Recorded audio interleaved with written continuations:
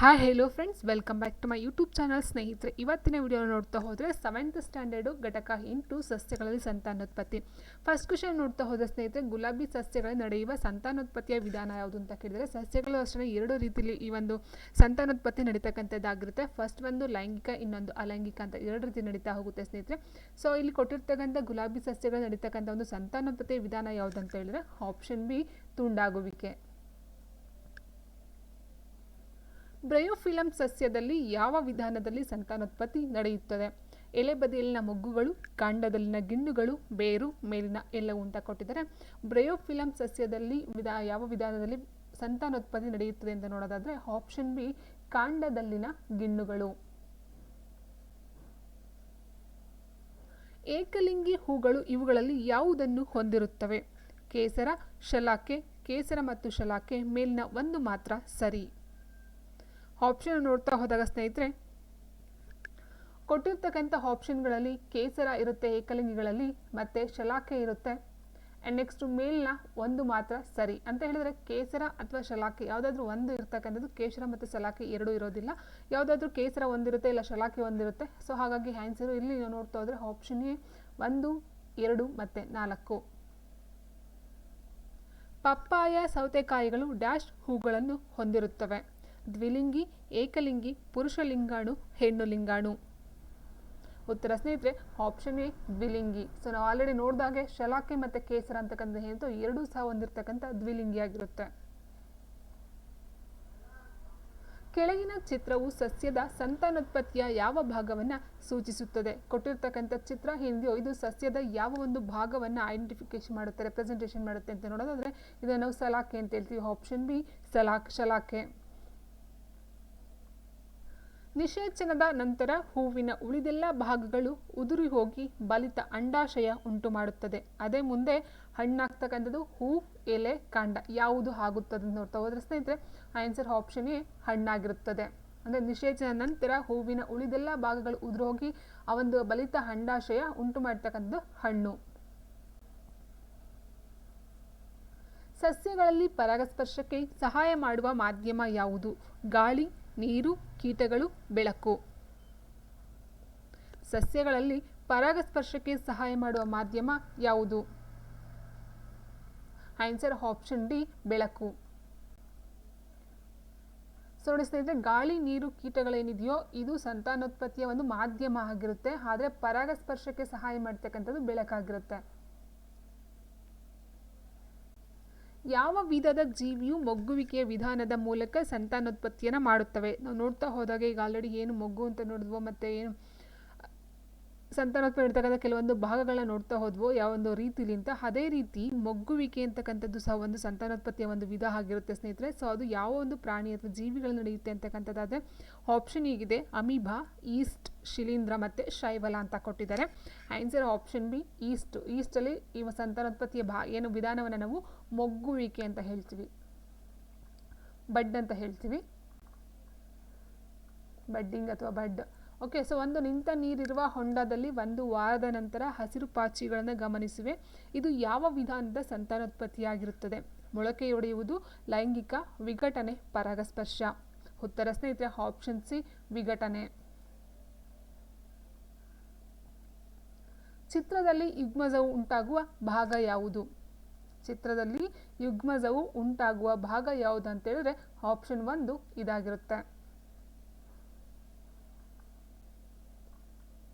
ಇನ್ನು 9ನೇ ಚಾಪ್ಟರ್ ಸ್ನೇಹಿತರೆ, ಚಲನೆ ಮತ್ತು ಕಾಲ. ಇದಕ್ಕೆ ಸಂಬಂಧಪಟ್ಟಂಥ ಪ್ರಶ್ನೆಗಳನ್ನು ನೋಡ್ತಾ ಹೋದರೆ ಪ್ರಶ್ನೆ 1 ಹೀಗಿದೆ: ಆಂದೋಲನ ಅಥವಾ ಆವರ್ತಕ ಚಲನೆಗೆ ಉದಾಹರಣೆಯಾಗಿದೆ ಅಂತ ಕೇಳಿದರೆ ಆಂದೋಲನ ಅಥವಾ ಆವರ್ತನ ಚಲನೆಗೆ ಉದಾಹರಣೆ ಬಸ್ಸಿನ ಚಲನೆ, ಉಯ್ಯಾಲೆಯ ಚಲನೆ, ಕಬ್ಬಿನ ಗಾಣದಲ್ಲಿ ಎತ್ತಿನ ಚಲನೆ, ಭೂಮಿಯು ಸೂರ್ಯನ ಸುತ್ತ ಚಲಿಸುವ ಚಲನೆ.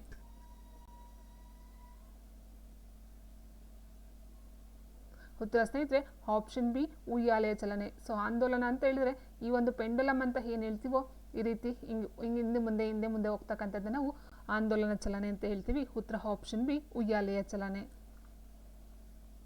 ಸೂರ್ಯನ ಸುತ್ತ 8 ಗ್ರಹಗಳ ಚಲನೆ ಯಾವ ರೀತಿಯ ಚಲನೆ ಆಗಿರುತ್ತದೆ? ಆವರ್ತಕ ಚಲನೆ, ಸರಳ ರೇಖಾಗತ ಚಲನೆ, ವೃತ್ತೀಯ ಅಥವಾ ಭ್ರಮಣ ಚಲನೆ, ಪರಿಭ್ರಮಣ ಚಲನೆ. ಉತ್ತರ ಸ್ನೇಹಿತರೆ ಆಪ್ಷನ್ ಸಿ, ವೃತ್ತೀಯ ಚಲನೆ. ವೃತ್ತೀಯ ಮೀನ್ಸ್ ವೃತ್ತ ರೀತಿ, ಈ ರೀತಿ ಸರ್ಕಲ್ ರೀತಿಯಲ್ಲಿ ಚಲಿಸ್ತಕ್ಕಂಥದ್ದು ಭ್ರಮಣ ಚಲನೆ ಆಗಿರುತ್ತೆ. ಸ್ಕೂಟರ್ ಚಲಿಸಿದ ದೂರವನ್ನು ಅಳೆಯುವ ಮಾಪಕ ಯಾವುದು? ಸ್ಕೂಟರ್ ಚಲಿಸಿದ ದೂರವನ್ನು ಅಳೆಯುವ ಮಾಪಕ ಯಾವುದು? ದೂರ ಮಾಪಕ, ಉಷ್ಣತಾ ಮಾಪಕ, ತಾಪಮಾಪಕ, ಲ್ಯಾಕ್ಟೋಮೀಟರ್. ಸೊ ನೋಡ್ತಾ ಹೋದ್ರೆ ಸ್ನೇಹಿತರೆ ಕೊಟ್ಟಿರ್ತಕ್ಕಂಥ ಆಪ್ಷನಲ್ಲಿ ಉಷ್ಣತಾ ಮಾಪಕ ಬರ್ತಕ್ಕಂಥ, ತಾಪಮಾಪಕ ಎಲ್ಲ ಉಷ್ಣತೆ ಅಳೆಯೋದಕ್ಕೆ ಬರ್ತಕ್ಕಂಥದ್ದು, ಲ್ಯಾಕ್ಟೋಮೀಟರ್ ಬಂದು ಹಾಲಿನ ಒಂದು ಸಾಂದ್ರತೆಯನ್ನು ಅಳಿತಕ್ಕಂಥದ್ದಾಗಿರುತ್ತೆ. ಇಲ್ಲಿ ದೂರ ಮಾಪಕ ಏನಿದೆ ಇದು ಚಲಿಸಿದ ದೂರವನ್ನು ಅಳಿತಕ್ಕಂಥದ್ದು, ಸ್ಪೀಡೋಮೀಟರ್ ಅಂತಲೂ ಹೇಳ್ತೀವಿ. ಸರಳ ರೇಖಾಗತ ಚಲನೆಗೆ ಒಂದು ಉದಾಹರಣೆಯನ್ನು ಕೇಳಿದರೆ ಗಡಿಯಾರದಲ್ಲಿನ ಮುಳ್ಳುಗಳ ಚಲನೆ, ರೈಲಿನ ಚಲನೆ, ಹಾವಿನ ಚಲನೆ, ಉಯ್ಯಾಲೆಯ ಚಲನೆ. ಉತ್ತರ ಸ್ನೇಹಿತರೆ ಆಪ್ಷನ್ ಬಿ ರೈಲಿನ ಚಲನೆ ಆಗಿರುತ್ತದೆ. ಸೊ ಗಡಿಯಾರದ ಮುಳ್ಳುಗಳಂತ ಹೇಳಿದಾಗ ಅದು ವೃತ್ತೀಯ ಚಲನೆ ಬರುತ್ತೆ ಸ್ನೇಹಿತರೆ. ಸೊ ಹಾವಿನ ಚಲನೆ ಬರೋದಿಲ್ಲ. ಇಲ್ಲಿ ಉಯ್ಯಾಲೆ ಚಲನೆ ಹೇಳಿದಾಗ ಆಲ್ರೆಡಿ ಆಂದೋಲನ ಚಲನೆ ಉಯ್ಯಾಲೆ ಚಲನೆಗೆ ಬರ್ತಕ್ಕಂಥದ್ದಾಗಿರುತ್ತೆ. ರೈಲಿನ ಚಲನೆ ಬಂದು ಸರಳ ರೇಖಾಗತ ಚಲನೆ, ಇಟ್ ಮೀನ್ಸ್ ಈ ರೀತಿ ಸ್ಟ್ರೈಟಾಗಿ ಹೋಗ್ತಕ್ಕಂಥದ್ದಾಗಿರುತ್ತೆ. ಇನ್ನು ಹಾವಿನ ಚಲನೆ ಈ ರೀತಿ ಹೋಗುತ್ತೆ, ಹೌದಾ? ಸೊ ಅದು ಸ್ಟ್ರೈಟ್ ಸರಳ ರೇಖಾಗತದಲ್ಲಿ ಬರೋದಿಲ್ಲ. ಇನ್ನು ನೆಕ್ಸ್ಟು ಜವಾದ ಅಂತಾರಾಷ್ಟ್ರೀಯ ಏಕಮಾನ ಯಾವುದು? ಸೊ ನಾವು ನೋಡ್ತಾ ಹೋದರೆ ಜವಾದ ಅಂತಾರಾಷ್ಟ್ರೀಯ ಏಕಮಾನ ಬಂದು ಮೀಟರ್ ಪರ್ ಸೆಕೆಂಡ್ ಆಗಿರುತ್ತೆ. Metre per second. ಜವವನ್ನು ಕಂಡುಹಿಡಿಯಲು ಬಳಸುವಂಥ ಒಂದು ಸೂತ್ರ ಯಾವುದು? ಸ್ನೇಹಿತರೆ ನೋಡ್ತಾ ಹೋದಾಗ ಎಲ್ಲ ನೋಡಿದ್ವಿ, ಏನು ನೋಡಿದ್ವಿ? ಮೀಟರ್ ಪರ್ ಸೆಕೆಂಡ್ ಅಂತ ನೋಡಿದ್ವಿ. ಮೀಟರ್ ಅಂತಕ್ಕಂಥದ್ದು ಏನಿರುತ್ತೋ ಅದು ಚಲಿಸಿದ ದೂರ ಆಗಿರುತ್ತೆ. ಸೆಕೆಂಡ್ ಅಂತಕ್ಕಂಥದ್ದು ತೆಗೆದುಕೊಂಡ ಕಾಲ ಆಗಿರುತ್ತೆ. ಓಕೆ, ಸೊ ಮೀಟರ್ ಅಂತಕ್ಕಂಥ ದೂರ, ಸೆಕೆಂಡ್ ಅಂದರೆ ಟೈಮ್. ಸೊ ದೂರ ಬೈ ಟೈಮ್ ಎಲ್ಲಿದೆಯೋ ಅದು ಆನ್ಸರ್ ಆಗ್ತಾ ಹೋಗುತ್ತೆ. ಸೊ ಚಲಿಸಿದ ದೂರ ಮತ್ತು ತೆಗೆದುಕೊಂಡ ಕಾಲ, ಆಪ್ಷನ್ ಎ. ಒಂದು ಬಸ್ 20 ನಿಮಿಷದಲ್ಲಿ 60 ಕಿಲೋಮೀಟರ್ ಪರ್ ಗಂಟೆ ಜವದೊಂದಿಗೆ ಚಲಿಸಿದಾಗ ಕ್ರಮಿಸಿದ ದೂರ ಏನು ಅಂತ ಕೇಳಿದ್ದಾರೆ ಸ್ನೇಹಿತರೆ.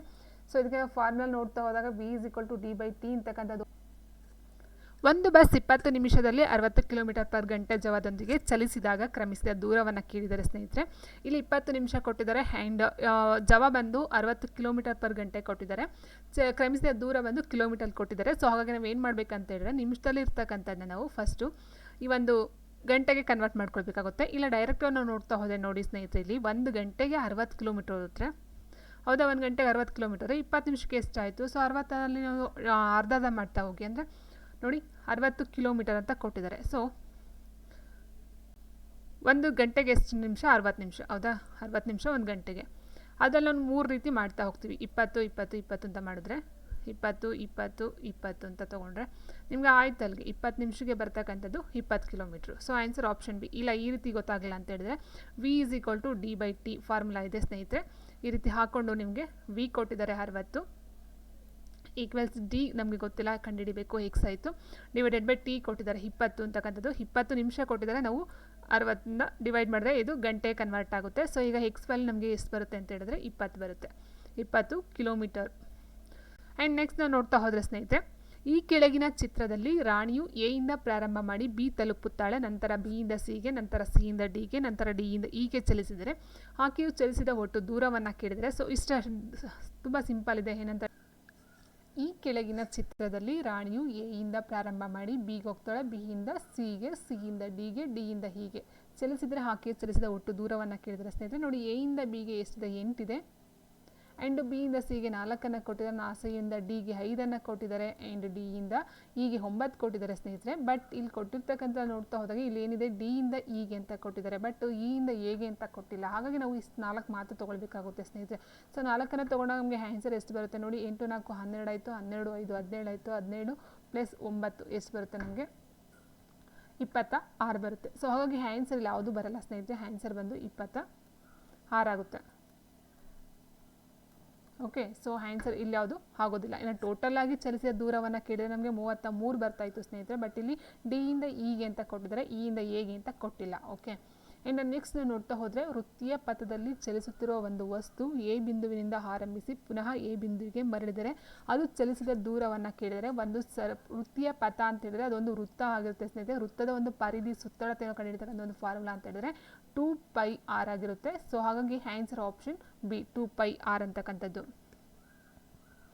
ಆ್ಯಂಡ್ ನೆಕ್ಸ್ಟು ಚಿತ್ರದಲ್ಲಿ ಒಂದು ವಸ್ತುವಿನಿಂದ ಆರಂಭಿಸಿ ಬಿಗೆ ತಲುಪಿ ನಂತರ ಅದು ಸಿಗೆ ಬಂದು ತಲುಪಿದರೆ ಅದರ ಸ್ಥಾನಪಲ್ಲಟವು ಏನಾಗಿರುತ್ತೆ ಅಂತ ಕೇಳಿದರೆ, ನೋಡಿ ಇಲ್ಲಿ ಚಿತ್ರದಲ್ಲಿ ಕೊಟ್ಟಿರ್ತಕ್ಕಂಥ ಎನಿಂದ ಪ್ರಾರಂಭಿಸಿ ಆ್ಯಂಡ್ ಬಿಗೆ ತಲುಪಿ, ಎಯಿಂದ ಬಿಗೆ ಬಂದಿದೆ, ಬಿಯಿಂದ ಸಿಗೆ ಬಂದಿದೆ, ಆ್ಯಂಡ್ ಸಿಯಿಂದ ಎಗೆ. ಓಕೆ, ಇಲ್ಲಿ ಕೇಳಿರ್ತಕ್ಕಂಥ ಪ್ರಶ್ನೆ ಏನಾಗಿದೆ, ಎ ಇಂದ ಬಿಗೆ, ಬಿ ಇಂದ ನಂತರ ಅದು ಸಿಗೆ ಬರುತ್ತೆ.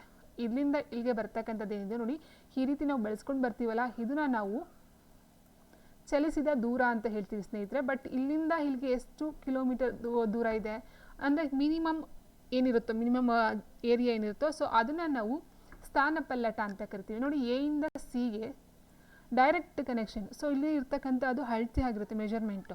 ಬಟ್ ನಾವು ಹೋಗ್ತಕ್ಕಂಥದ್ದು ಈ ರೀತಿ ಹೋಗ್ತೀವಲ್ವ, ಇದನ್ನ ಚಲಿಸಿದ ದೂರ ಅಂತ ಹೇಳ್ತೀವಿ. ಡೈರೆಕ್ಟಾಗಿ ಅದಕ್ಕೆ ಇರ್ತಕ್ಕಂಥ ಒಂದು ಮೆಜರ್ಮೆಂಟ್ ಏನಿರುತ್ತೋ, ಸೊ ಅದನ್ನು ನಾವು ಸ್ಥಾನಪಲ್ಲಟ ಅಂತ ಕರಿತೀವಿ. ನಾವು ಇದನ್ನು ಪೈಥಾಗರಸ್ ಥಿಯರಮ್ನ ಅಪ್ಲೈ ಮಾಡಿದಾಗ ನಾವು ಏನಾಗುತ್ತೆ, ಇಲ್ಲ ಆನ್ಸರ್ ಆಪ್ಷನ್ ಎ 13 ಮೀಟ್ರ್ ಬರುತ್ತೆ. ಇದು ಸ್ಥಾನಪಲ್ಲಟ ಏನಿದೆಯೋ ಇದು 13 ಬರುತ್ತೆ. ಇದು 5 ಕೊಟ್ಟಿದ್ದಾರೆ, ಇದು 12 ಕೊಟ್ಟಿದ್ದಾರೆ. ಪೈಥಾಗರಸ್ ಪ್ರಮೇಯ ನೀವು ಅಪ್ಲೈ ಮಾಡಿದ್ರೆ ಆನ್ಸರ್ ಆಪ್ಷನ್ ಎ 13 ಮೀಟರ್ ಬರುತ್ತೆ. ಆ್ಯಂಡ್ ನೆಕ್ಸ್ಟ್, ಎ ಕಾಯು ಬಿ ಕಾಯಕ್ಕಿಂತ ಕಡಿಮೆ ಕಾಲಾವಧಿಯಲ್ಲಿ ನಿರ್ದಿಷ್ಟ ದೂರ ಕ್ರಮಿಸುತ್ತದೆ. ಇಲ್ಲಿ ಎ ಕಾಯದ ಜವವು ಏನಾಗಿರುತ್ತದೆ? ಎ ಕಾಯವು ಬಿ ಕಾಯಕ್ಕಿಂತ ಕಡಿಮೆ ಕಾಲಾವಧಿಯಲ್ಲಿ ನಿರ್ದಿಷ್ಟ ದೂರವನ್ನು ಕ್ರಮಿಸುತ್ತದೆ. ಇಲ್ಲಿ ಎ ಕಾಯದ ಜವವು ಬಿ ಕಾಯದ ಜವಕ್ಕಿಂತ ಕಡಿಮೆಯಾಗಿದೆ. ಆ್ಯಂಡ್ ಸೊ ಡೈರೆಕ್ಟ್ ನಾವು ಆನ್ಸರ್ ನೋಡ್ತಾ ಹೋದ್ರೆ ಸ್ನೇಹಿತರೆ, ಬಿ ಕಾಯದ ಜವಕ್ಕಿಂತ ಹೆಚ್ಚಾಗಿದೆ. ಓಕೆ, ಸೊ ಎ ಬೇಗ ತಲುಪುತ್ತೆ ಅಂತಂದರೆ ಎ ಕಾಯದ ಜವವು ಬಿ ಕಾಯದ ಜವಕ್ಕಿಂತ ಹೆಚ್ಚಾಗಿರ್ತಕ್ಕಂಥದ್ದು. ಬೆಂಗಳೂರಿನಿಂದ ಮುಂಬೈಗೆ ಇರುವ ದೂರ 1200 ಕಿಲೋಮೀಟರು. ಒಂದು ಬಸ್ಸು ಆ ದೂರವನ್ನು ಕ್ರಮಿಸಲು 10 ಗಂಟೆ ತೆಗೆದುಕೊಂಡರೆ ಆ ಬಸ್ಸಿನ ಜವವನ್ನು ಕೇಳಿದ್ರೆ, ಜವ ಆಲ್ರೆಡಿ ಹೇಳಿದಾಗೆ ಸ್ಪೀಡ್ ಅಂತ ಹೇಳ್ತೀವಿ ಸ್ನೇಹಿತರೆ. ವಿ = d/t ಅಂತ ಬರುತ್ತೆ ಸ್ನೇಹಿತರೆ. ಸೊ ಇಲ್ಲಿ ಏನು ಕೊಟ್ಟಿದ್ದಾರೆ, ವಿ ಏನೋ ಕೊಟ್ಟಿದ್ದಾರಾ? ಇಲ್ಲ, ಜವ ಕಂಡುಹಿಡಿಬೇಕು ನಾವು. ಡಿ ಕೊಟ್ಟಿದ್ದಾರೆ 1200 ಕಿಲೋಮೀಟರು, ಮತ್ತು ಒಂದು ಕ್ರಮಿಸಲು 10 ಗಂಟೆ ಅಂತ ಕೊಟ್ಟಿದ್ದಾರೆ ಸ್ನೇಹಿತರೆ. ನೀವು ಡಿವೈಡ್ ಮಾಡ್ತಾ ಹೋದರೆ ಎರಡೂ ಸಹ km/h ಕೊಟ್ಟಿರ್ತಕ್ಕಂಥದ್ದು, ಟೈಮನ್ನು ಗಂಟೆಯಲ್ಲಿ ಕೊಟ್ಟಿದ್ದಾರೆ. ಸೊ ಹಾಗಾಗಿ ನೀವು ಡೈರೆಕ್ಟಾಗಿ ಮಾಡ್ತಾ ಹೋದರೆ 120 ಅಂತಕ್ಕಂಥದ್ದು ಆನ್ಸರ್ ಸಿಗುತ್ತೆ. Option B 120 km/h. ಇದು ಒಂದು ಜವ ಆಗಿರುತ್ತೆ. ಒಂದು ಕಾರ್ ಮತ್ತೊಂದು ಕಾರಿಗಿಂತ ವೇಗವಾಗಿ ಚಲಿಸುತ್ತದೆ ಎಂದು ತೀರ್ಮಾನಿಸಲು ಕಾರಣವಾಗುವಂತಹ ಅಂಶ ಯಾವುದು? ಜವ, ಬಲ, ಒತ್ತಡ ಮತ್ತು ತೂಕ ಅಂತ ಕೊಟ್ಟಿದ್ದಾರೆ ಸ್ನೇಹಿತರೆ. ಒಂದು ಕಾರು ಮತ್ತೊಂದು ಕಾರಿಗಿಂತ ವೇಗವಾಗಿ ಚಲಿಸ್ತಾ ಇದೆ ಅಂದರೆ ವೇಗ ಮೀನ್ಸ್ ಸ್ಪೀಡ್ ಅಂತ ಇರೋದು ಜವ ಆಗಿರುತ್ತೆ. ಆಪ್ಷನ್ ಎ ಜವ, ಸ್ಪೀಡ್, ವೇಗ ಇದೆಲ್ಲ ಒಂದೇ ಪದದಲ್ಲಿ ಬರ್ತಕ್ಕಂಥದ್ದು. ಆ್ಯಂಡ್ ನೆಕ್ಸ್ಟ್, ಈ ದೂರ ಕಾಲನಕ್ಷೆ ಪ್ರಕಾರ ಕಾಯದ ಜವವು ಏನಾಗಿರುತ್ತೆ? ಸೊ ಕ್ವಶನ್ ಸ್ವಲ್ಪ ಮರ್ಜಾಗಿದೆ ಸ್ನೇಹಿತರೆ. ಇದು 14 ಇದೆ, ಇದು 14 ಇದೆ, ಆ್ಯಂಡ್ ಇದು 3 ಇದೆ. ಓಕೆ, ಇದು ದೂರ, ಡಿಸ್ಟೆನ್ಸು, ಇದು ಟೈಮ್ ಟೇಕನ್, ಕಾಲವನ್ನು ತೊಗೊಂಡಿರ್ತಕ್ಕಂಥದ್ದು. ಇಲ್ಲ ನೋಡ್ತಾ ಹೋದಾಗೆ ದೂರವನ್ನು ಕೊಟ್ಟಿದ್ದಾರೆ, ಎಷ್ಟು 14 ಅಂತ ಕೊಟ್ಟಿದ್ದಾರೆ. ಆ್ಯಂಡ್ ನೆಕ್ಸ್ಟ್ ಟೈಮ್ ಎಷ್ಟು ಕೊಟ್ಟಿದ್ದಾರೆ? 3 ಸೆಕೆಂಡ್ ಅಂತ ಕೊಟ್ಟಿದ್ದಾರೆ. ಸೊ ಇಲ್ಲಿ ಏನಾಗಿದೆ, ದೂರ ಮತ್ತು ಕಾಲನಕ್ಷೆ ಪ್ರಕಾರ ಕಾಯದ ಜವ ಅಂತ ಕೇಳಿದರೆ, ಸೊ ವಿ = ನೀವು d/t ಫಾರ್ಮುಲಾವನ್ನು ಅಪ್ಲೈ ಮಾಡಿಕೊಂಡು ನೀವು ಡಿಸ್ಟೆನ್ಸ್ಗೆ 14 ಆ್ಯಂಡ್ ಟೈಮ್ಗೆ 3 ಅಂತ ತೊಗೊಂಡು ನೀವು ಮಾಡ್ತಾ ಹೋದರೆ ನಿಮಗೆ ಬರ್ತಕ್ಕಂಥದ್ದು ಆನ್ಸರ್ ಎಷ್ಟಾಗುತ್ತೆ ಅದನ್ನು ನೀವು ಮೆಜರ್ ಮಾಡಬೇಕಾಗುತ್ತೆ ಇಲ್ಲಿ. ಸೊ ಆನ್ಸರ್ ನೋಡ್ತಾ ಹೋದರೆ ಆಪ್ಷನ್ ಡಿ 4 ಆಗಿರುತ್ತೆ.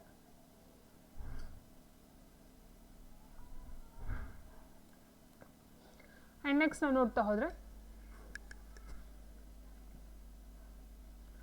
ಈ ದೂರ ಕಾಲನಕ್ಷೆಗಳಲ್ಲಿ ಏಕರೂಪದ ಚಲನೆಯನ್ನು ಸೂಚಿಸುವಂಥ ನಕ್ಷೆ ಯಾವುದು?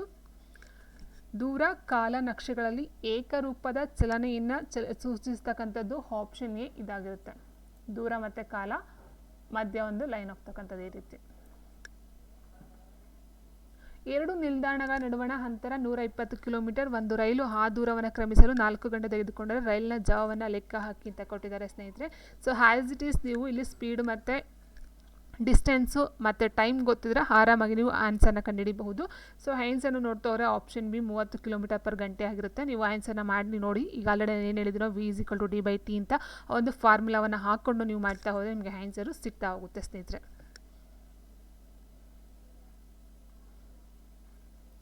ನೆಕ್ಸ್ಟ್, ಈ ಚಿತ್ರದಲ್ಲಿ ಕಂಡ ಕೀಲು ಮಾನವನ ಯಾವ ಭಾಗದಲ್ಲಿ ಕಂಡುಬರುತ್ತದೆ?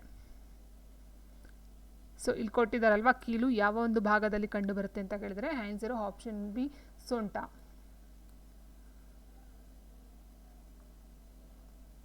ಈ ಕಂಬನಕ್ಷೆ ದೂರ ಅಥವಾ ಕಾಲನಕ್ಷೆಯಲ್ಲಿ ಯಾವ ವ್ಯಕ್ತಿ ಹೆಚ್ಚು ಓಟಗಳನ್ನು ಓಡಿರುತ್ತಾನೆ? ಸೊ ನೋಡಿ ಸ್ನೇಹಿತರೆ, ಇಲ್ಲಿ ಕೊಟ್ಟಿರುವ ಹಾಗೆ ನಿಮಗೆ ಎಕ್ಸಾಮ್ಸಲ್ಲಿ ಈ ರೀತಿ 1 or 2 ಕ್ವೆಶನ್ಸ್ ಬರುತ್ತೆ. ಸೊ ಹಾಗಾಗಿ ಈ ಒಂದು ಕ್ವೆಶನ್ಸ್ಗಳು ತೊಗೊಂಡಿರ್ತಕ್ಕಂಥದ್ದಾಗಿರುತ್ತೆ. ಇದಕ್ಕೆ ಆನ್ಸರ್ ನೋಡ್ತವ್ರೆ. ಸೊ ಅಷ್ಟು ಕ್ಲಿಯಾರಿಟಿಲಿ ನಾವು ನೋಡ್ತಾ ಹೋದರೆ ಇಲ್ಲಿ ಸಿಗ್ತಿಲ್ಲ. ಸೊ 1, 2, 3, 4, 5, 6 ಅಂತ ಕೊಟ್ಟಿದ್ದಾರೆ. 1, 2, 3 ಈ ರೀತಿ ಹೋಗ್ತಾ ಹೋಗಿದೆ. ಸೊ ಇದಕ್ಕೆ ನಾನು ಸ್ಕಿಪ್ ಮಾಡ್ತಾ ಹೋಗ್ತೀನಿ ಕ್ವೆಶನು.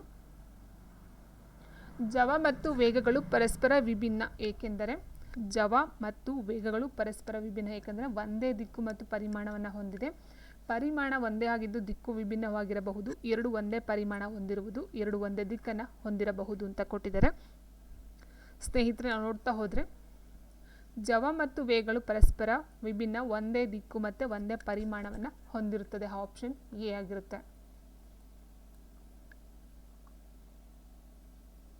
ಈ ನಕ್ಷೆಯ ಪ್ರಕಾರ ಪಿ ಕಾಯವು ಸ್ಥಿರವಲ್ಲದ ಜವದೊಂದಿಗೆ ಚಲಿಸುತ್ತದೆ, ಸ್ಥಿರ ಜವದೊಂದಿಗೆ ಚಲಿಸುತ್ತಿದೆ, ವಿಶ್ರಾಂತಿ ಸ್ಥಿತಿಯಲ್ಲಿದೆ, ಹೆಚ್ಚು ಜವದೊಂದಿಗೆ ಚಲಿಸುತ್ತಿದೆ. ಉತ್ತರ ಆಪ್ಷನ್ ಇ, ಸ್ಥಿರವಲ್ಲದ ಜವದೊಂದಿಗೆ ಚಲಿಸುತ್ತಿದೆ.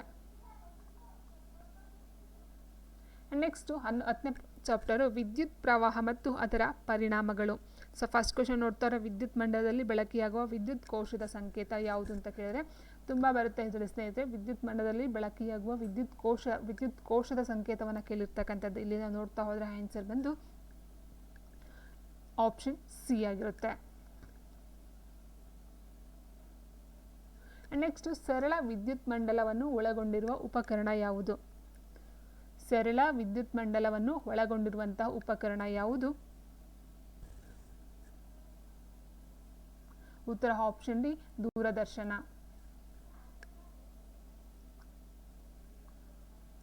ಈ ಕೆಳಗಿನ ವಿದ್ಯುತ್ ಮಂಡಲದಲ್ಲಿ ವಿದ್ಯುತ್ ಬಲ್ಬ್ ಬೆಳಗುವುದಿಲ್ಲ, ಬೆಳಗುತ್ತದೆ, ಸುಟ್ಟು ಹೋಗುತ್ತದೆ, ಜೋಡಣೆ ಸರಿಯಾಗಿಲ್ಲ ಅಂತ ಕೊಟ್ಟಿದ್ದಾರೆ ಸ್ನೇಹಿತರೆ. ಆನ್ಸರು ಆಪ್ಷನ್ ಬಿ, ಬೆಳಗುತ್ತದೆ. ಯಾಕಂದರೆ ಈ ರೀತಿ ಏನು ಮಾರ್ಕ್ ಬಂದಿದೆಯೋ ಇದನ್ನು ನಾವು ಬೆಳಗುತ್ತದೆ, ಲೈಟ್ ಇದೆ ಅಂತ ಹೇಳ್ತಾ ಹೋಗ್ತೀವಿ, ಬೆಳಕಿದೆ ಅಥವಾ ಲೈಟ್ ಇದೆ ಅಂತಕ್ಕಂಥದ್ದು. ವಿದ್ಯುತ್ ಮಂಡಲವು ಸಂಪರ್ಕ ಸ್ಥಾನದಲ್ಲಿದ್ದಾಗ, ಮಂಡಲವು ಆವೃತವಾದಾಗ, ಅಂದರೆ ವಿದ್ಯುತ್ ಮಂಡಲವು ಸಂಪರ್ಕ ಸ್ಥಾನದಲ್ಲಿದೆ ಅಂತ ಅಂದರೆ ಮಂಡಲದಲ್ಲಿ ವಿದ್ಯುತ್ ಪ್ರವಹಿಸುವುದಿಲ್ಲ, ಮಂಡಲದಲ್ಲಿ ವಿದ್ಯುತ್ ಪ್ರವಹಿಸುತ್ತದೆ, ಮಂಡಲವು ಸುಟ್ಟು ಹೋಗುತ್ತದೆ, ಬಲ್ಬ್ ಸುಟ್ಟು ಹೋಗುತ್ತದೆ ಅಂತ ಕೊಟ್ಟಿದ್ದಾರೆ. ಆನ್ಸರ್ ಆಪ್ಷನ್ ಬಿ, ಮಂಡಲದಲ್ಲಿ ವಿದ್ಯುತ್ ಪ್ರವಹಿಸುತ್ತದೆ. ಅಂದರೆ ಸಂಪರ್ಕ ಸ್ಥಾನದಲ್ಲಿ ಇದೆ ಅಂತ ಹೇಳಿದ್ರೆ ವಿದ್ಯುತ್ ಹರಿತಾ ಇದೆ ಅಂತಕ್ಕಂಥದ್ದು. ನೆಕ್ಸ್ಟು, ಈ ಕೆಳಗಿನ ಸಂಕೇತದಲ್ಲಿ ಒತ್ತುಗುಂಡಿಯ ಸಂಪರ್ಕ ಸ್ಥಾನ ಯಾವುದು ಅಂತ ಕೇಳಿದರೆ, ಈ ಕೆಳಗಿನ ಸಂಕೇತದಲ್ಲಿ ಒತ್ತುಗುಂಡಿಯ ಸಂಪರ್ಕ ಸ್ಥಾನ ಯಾವುದು? ಉತ್ತರ ಆಪ್ಷನ್ ಬಿ ಆಗಿರುತ್ತೆ. ನೆಕ್ಸ್ಟು, 4 ಕೋಶಗಳ ಬ್ಯಾಟರಿಯಲ್ಲಿ ಈ ಜೋಡಣೆ ಅಂತ ಕೊಟ್ಟಿದ್ದಾರೆ. ಸೊ ಒಂದಕ್ಕೊಂದಕ್ಕೂ ನೋಡಿ, plus minus negative charge positive charge ಮಾಡ್ತಾ ಹೋಗಿದ್ದಾರೆ. ಸರಿಯಾದ ಜೋಡಣೆ ಅಥವಾ ಸರಿಯಾಗಿಲ್ಲ, ಅಥವಾ ಧನಾಗ ಜೋಡಣೆ ಮಾಡಬೇಕು ಅಥವಾ ಋಣಾಗ ಜೋಡಣೆ ಮಾಡಬೇಕು ಅಂತಕ್ಕಂಥದ್ದು. ಸೊ ನೋಡ್ತಾ ಹೋದ ಸ್ನೇಹಿತರೆ, ಇಲ್ಲಿ ಸರಿಯಾಗಿದೆ. ಯಾಕಂದರೆ ಪಾಸಿಟಿವ್ ಮತ್ತು ನೆಗೆಟಿವ್ ಏನಿದೆಯೋ ಅದು ಸರಿಯಾದಂಥ ಒಂದು ಸರ್ಕ್ಯೂಟ್ ಆಗಿರುತ್ತೆ. ಆನ್ಸರ್ ಆಪ್ಷನ್ ಬಿ, ಜೋಡಣೆ ಸರಿಯಾಗಿದೆ. ಪ್ಲಸ್ಸು ಪ್ಲಸ್ಸು ಪ್ಲಸ್ಸು ಮೈನಸ್ ಅಂತಕ್ಕಂಥದ್ದು ಬರಬೇಕು ಸ್ನೇಹಿತರೆ. ಇಲ್ಲಿ ನೋಡ್ತಾ ಹೋದಾಗ ಪ್ಲಸ್ಸು ಮೈನಸ್ಸು, ಇಲ್ಲೋ ಒಂದು ಏನಾಗಿದೆ, ಒಂದು ಮೈನಸ್ ಒಂದು ಪ್ಲಸ್ ಇದೆ, ಇದು ಮೈನಸ್ ಇದೆ, ಇದು ಪ್ಲಸ್ ಇದೆ.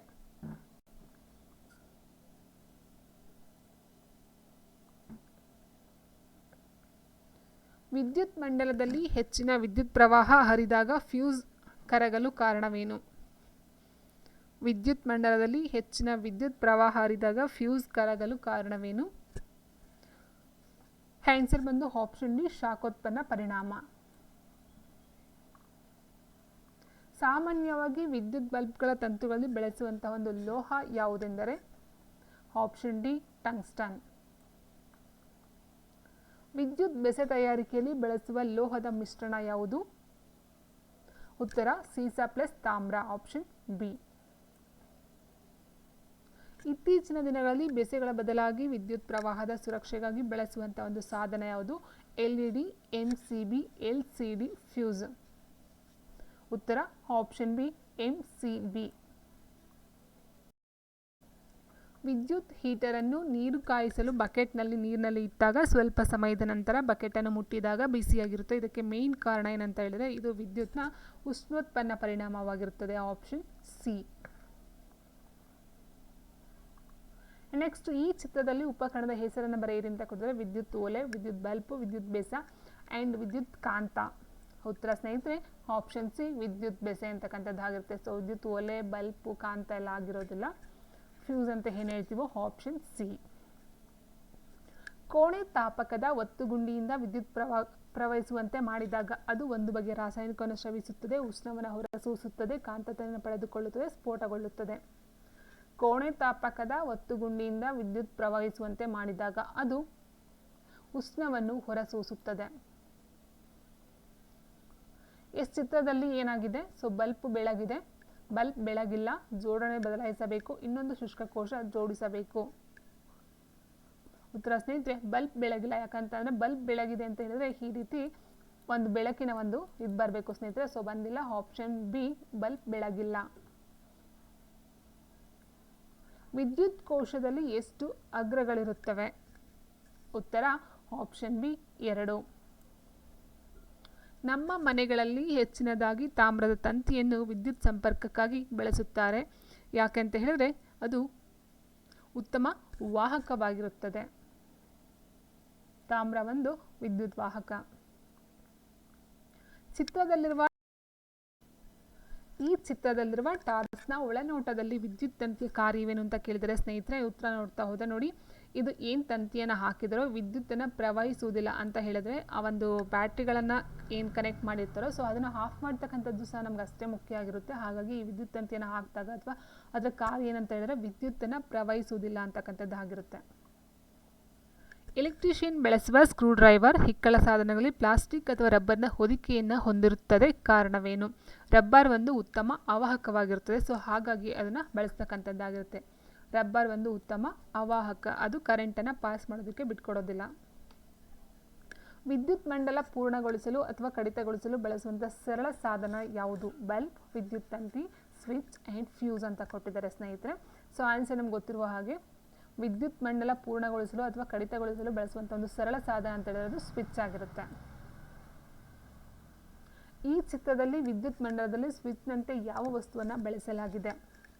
ಬ್ಯಾಟ್ರಿ, ಬಲ್ಬ್, ಬೀಗದ ಕೀ, ವಿದ್ಯುತ್ ತಂತಿ.